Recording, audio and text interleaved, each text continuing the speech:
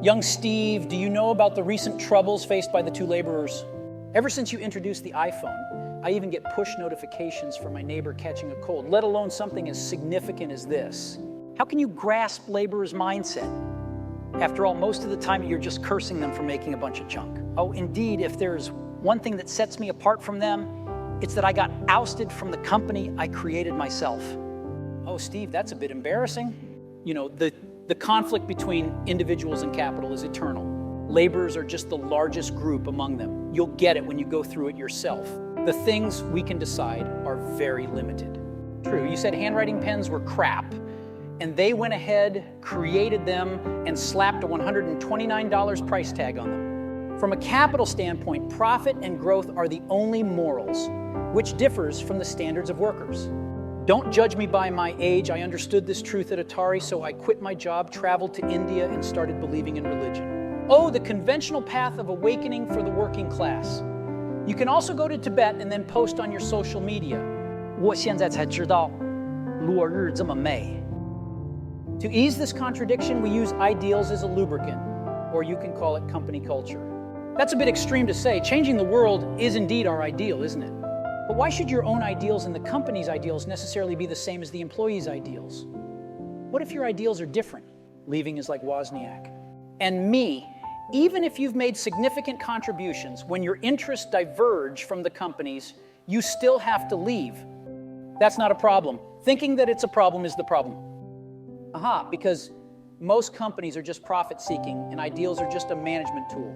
It's like a band breaking up. Is it really because of musical differences? Oh, you wouldn't say these things to your employees, just like you don't encourage your own children to use an iPad? Right, I would tell them, join Apple, change the world. Mate, you're not just leaving code in the office, you're leaving a mark in the universe. I left my AirPods in the bathroom. Isn't that leaving a mark on the universe too? Don't underestimate this power. Ideals can spark creativity. They say I daydream a lot, but there's a fine line between daydreams and inspiration. I agree, daydreams have truly changed the world. Yes, but please don't daydream that drinking carrot juice can replace taking medicine. Remember this and don't ask why. In Marx's theory, capital and labor have an exploitative relationship. Viewing it neutrally, working is trading time for compensation, and alienation often occurs as workers become part of the production process and struggle for self-realization. Furthermore, when companies aim to maximize profits, wage cuts can occur as seen in recent years within technology firms. But society's production requires a workforce, and systems need means to control workers. This is part of what Foucault referred to as the disciplinary society, establishing monitoring and mechanisms to ensure compliance and production efficiency, organization, culture, KPI. At the very least, the advanced team has evolved KPI into OKR. OKR? Overtime keeps rolling? This understanding is also correct. I'll emphasize once again that as a manager, instilling these thoughts in employees is almost a responsibility. Brainwashing. In your autobiography, this is called the reality distortion field. Hey, we need that pirate spirit. Overtime is your sword and mental resilience is your shield. You can pick these up on the 6th floor HR department. So in your era, the most absurd phrase is work-life balance. Remember, please, work hard, play hard, but mainly work hard. Speaking of which, what advice do you have for employees?